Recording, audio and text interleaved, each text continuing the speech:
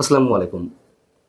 Doctor Yunus সরকারের পারিষদ বর্গের মধ্যে উপদেষ্টা হিসেবে যে কজন তুমুল বিতর্কিত অবস্থায় রয়েছেন তার মধ্যে নিঃসন্দেহে জাতীয় নিরাপত্তা উপদেষ্টা ডক্টর খলিলুর রহমান অন্যতম। কোনো সন্দেহ নেই। এই নিরাপত্তা উপদেষ্টা সোমবার সাংবাদিকদের বিভিন্ন প্রশ্নের উত্তরে যে কথাগুলো বলেছেন তা নিঃসন্দেহে অসংলগ্ন এবং একই সঙ্গে নিঃসন্দেহে অনেক বেশি সন্দেহজনক। আবার এদিকে বিমান বাংলাদেশ এয়ারলাইন্সের ব্যবস্থাপনা পরিচালক তাকে অ্যারেস্ট করা হয়েছে, তার স্ত্রী সহ মোট 4 জনকে অ্যারেস্ট করা হয়েছে। সব কিছু কেমন যেন গোলমেলে। বিমানে কি বিশেষ কিছু ঘটছে, অথবা পুরো সরকারের ব্যবস্থাপনায় বিশেষ কিছু ঘটছে? এমডি এবং প্রধান নির্বাহী কর্মকর্তা মোহাম্মদ শফিকুর রহমান এবং তার স্ত্রীকে আটক করা হয়েছে, আরও 2 জন সহ। প্রথমে এই বিষয়ে একটু বলে নিই। রোববার রাতে তাদেরকে আটক করা হয় কেন? যে শিশু কর্মীকে নির্যাতন করা হয়েছে। নিঃসন্দেহে শিশু কর্মীকে নির্যাতন করা হলে বিমানের এমডি কেন, আমরা তো মনে করি সরকার প্রধান, রাষ্ট্রপ্রধান যে কাউকেই গ্রেপ্তার করা যেতে পারে, যদি কিনা সেটি অবশ্যই ন্যায়ভিত্তিক কোনো রাষ্ট্র হয়ে থাকে, কল্যাণমুখী কোনো রাষ্ট্র হয়ে থাকে। এই বাংলাদেশ কি তাই? উপরন্তু ডক্টর ইউনূস সরকারের গত 1.5 বছরে যা কিছু ঘটছে, কোথাও কি কোনো আইনের তোয়াক্কা আছে? আবারও বলি, শিশু কর্মী নির্যাতনের বিষয়টি নিঃসন্দেহে অমানবিক। আমরা চাই যেই এর সঙ্গে জড়িত থাকুক না কেন তাকে আটক করা হোক, বিচার করা হোক। কিন্তু এই যে এমডি শফিকুর রহমান, তিনি কাদের লোক?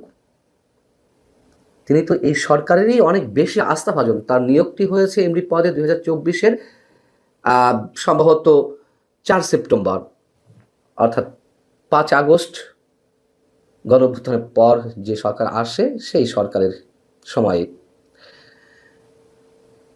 যেহেতু আইনের কোথাও কোনো তোয়াক্কা নেই, এত এত বড় বড় ঘটনা ঘটে যাচ্ছে, গণমাধ্যম থেকে শুরু করে 32 নম্বর জ্বালিয়ে পুড়িয়ে দেওয়া, মুক্তিযুদ্ধের স্মৃতি চিহ্ন ধ্বংস করে ফেলা, মব ভায়োলেন্স ইত্যাদি ইত্যাদি, বিচার ব্যবস্থাপনায় তুমুল সব বিতর্কিত কর্মকাণ্ড, মব ভায়োলেন্সের মাধ্যমে কোথাও কিছু নেই। কিন্তু গৃহকর্মী নির্যাতনের অভিযোগে রাতারাতি বিমানের এমডিকে তার স্ত্রী সহ আটক করে ফেলা হলো। আসলে কি ঘটছে আমরা একটা মিলিয়ে নেই। শুধু যে বিমানেই কিছু ঘটছে তা তো নয়, সরকারের প্রতিটি মন্ত্রণালয় তো এরকম অস্বাভাবিক সব কর্মকাণ্ড ঘটছে। যেহেতু বিমানের এমডিকে নিয়ে আলোচনার সূত্রপাত এবং জাতীয় নিরাপত্তা উপদেষ্টা ডক্টর খলিলুর রহমানকে নির্বাচনের মাত্র 25 থেকে 26 দিন আগে পরিচালনা পর্ষদে নিয়োগ দেওয়া হয়েছে, অর্থাৎ অন্যতম পরিচালক হিসেবে নিয়োগ দেওয়া হয়েছে। তখন থেকে প্রশ্ন করে আসছে, কেন একজন উপদেষ্টাকে কোনো সংস্থার পরিচালনা পরিষদের সদস্য হিসেবে নিয়োগ দেওয়া হয়? পৃথিবীর আর কোথাও কি এমন নমুনা আছে? নিঃসন্দেহে না। তাহলে তাহলে অনেক কিছু প্রশ্নই বেরিয়ে আসে। প্রশ্নের উত্তর আমরা জানতে পারি সোমবারই সচিবালয়ে, যখন আমাদের জাতীয় নিরাপত্তা উপদেষ্টা ডক্টর খলিলুর রহমান সাহেব পররাষ্ট্র মন্ত্রণালয়ে গেলেন পররাষ্ট্র উপদেষ্টার সঙ্গে বৈঠক করতে বিশেষ কোনো বিষয়ে। তখন সেখান থেকে বেরিয়ে আসার পর সাংবাদিকরা তাকে ঘিরে ধরলেন। যুক্তরাষ্ট্রের শুল্ক চুক্তিতে শুল্ক কমিয়ে আনার বিষয়ে বা সেটিকে কেন্দ্র করে এই সরকারের মেয়াদের একেবারে অন্তিম মুহূর্তে, শেষ সময়ে বিভিন্ন দেশের সঙ্গে যে সরঞ্জাম কেনার, মানে প্রতিরক্ষা সরঞ্জাম কেনাকাটার যে আলোচনা বা কিছু কিছু ক্ষেত্রে বা চুক্তি, যেমন যুক্তরাষ্ট্রের সাথে 14টি বিমান কেনার যে চুক্তির প্রক্রিয়া ইত্যাদি ইত্যাদি, অনেক বিষয়ে প্রশ্ন করা হয়। তো সাংবাদিকদের প্রশ্ন ছিল, অন্তর্বর্তী সরকারের শেষ মুহূর্তে বিভিন্ন দেশের সঙ্গে প্রতিরক্ষা চুক্তিগুলো নিয়ে প্রক্রিয়া। সাংবাদিকরা পরবর্তীতে পাল্টা প্রশ্ন করলেন যে পরবর্তী সরকার বা নির্বাচিত সরকার এসে এই চুক্তিগুলো যদি এগিয়ে না নেয়, তাহলে অন্তর্বর্তী সরকারের যে প্রতিশ্রুতি দেওয়া হচ্ছে বা চুক্তিতে আবদ্ধ হচ্ছে সেটি তখন কি হবে বা সেগুলো কি হবে? উত্তরে তিনি কি বললেন, এগুলো অনুমান নির্ভর প্রশ্ন। এগুলো অনুমান নির্ভর প্রশ্ন হবে কেন? এই কথাগুলোই তো গত কয়েক মাস ধরে উচ্চারিত হচ্ছে। সরকারের শেষ সময় এসে কেন বড় বড় প্রকল্প নেওয়া হচ্ছে, বিতর্কিত সব চুক্তি করা হচ্ছে, অস্ত্র কারখানা থেকে শুরু করে নানান বিষয়, নানান ধরনের উদ্যোগী ভূমিকা, বিদেশিদের হাতে চট্টগ্রাম বন্দর তুলে দেওয়া, আরও অনেক কিছু। তাহলে নির্বাচিত সরকার এসে বিপদে পড়বে, নাকি এগুলো তারা রিভাইজ করবে? রিভাইজ করতে চাইলেই কি চুক্তিবদ্ধ অন্য রাষ্ট্রগুলো মেনে নেবে? খুব স্বাভাবিক প্রশ্ন, এগুলো অনুমান নির্ভর হবে কেন?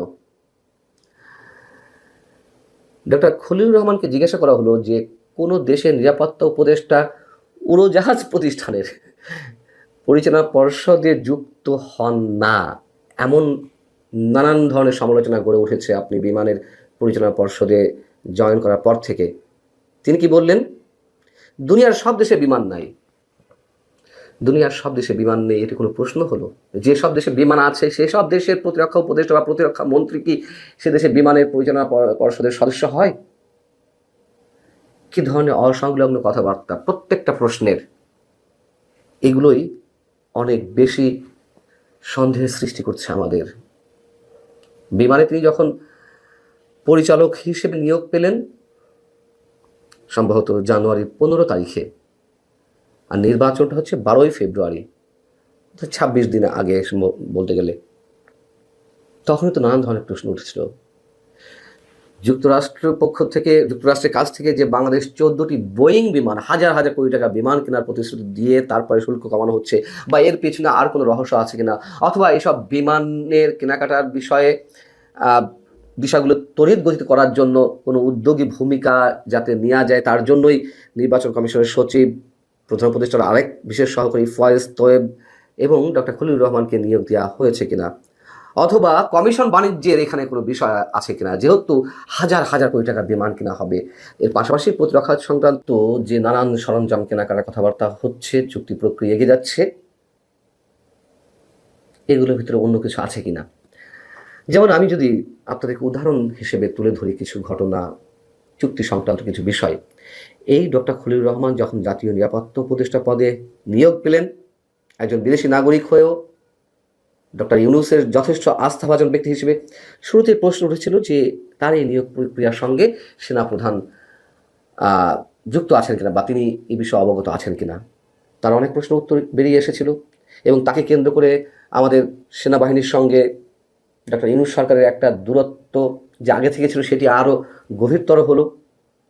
এবং যে বিষয়গুলো জানাতে চাই যে তিনি উপদেষ্টা হিসেবে নিয়োগ লাভের পরে ড্রোন কারখানা তৈরি নিয়ে চীনের সঙ্গে সরকারি পর্যায়ে চুক্তি, পাকিস্তান থেকে JF-17 থান্ডার যুদ্ধবিমান কেনা, চীন থেকে JF-C যুদ্ধবিমান কেনা, ইউরোপীয় কনসোর্টিয়াম থেকে ইউরোফাইটার টাইফুন যুদ্ধবিমান কেনা, দক্ষিণ কোরিয়া থেকে সাবমেরিন, তুরস্ক থেকে T-129 অ্যাটাক হেলিকপ্টার, যুক্তরাষ্ট্র থেকে ব্ল্যাক হক মাল্টিরোল হেলিকপ্টার, 650 কোটি টাকায় যুদ্ধজাহাজ বা নৌজা খালিদ বিন ওয়ালিদের সক্ষমতা বাড়ানোর মতো কাজগুলো হাতে নেয় অন্তর্বর্তী সরকার। কি হতে যাচ্ছে আসলে, কি হবে? ডক্টর খলিলুর রহমান যে উত্তরগুলো দিয়েছেন সাংবাদিকদের প্রশ্নের জবাবে, এবং একই সঙ্গে বিমানের MD আটকের ঘটনার সাথে এগুলোর মধ্যে কোনো যোগসূত্রতা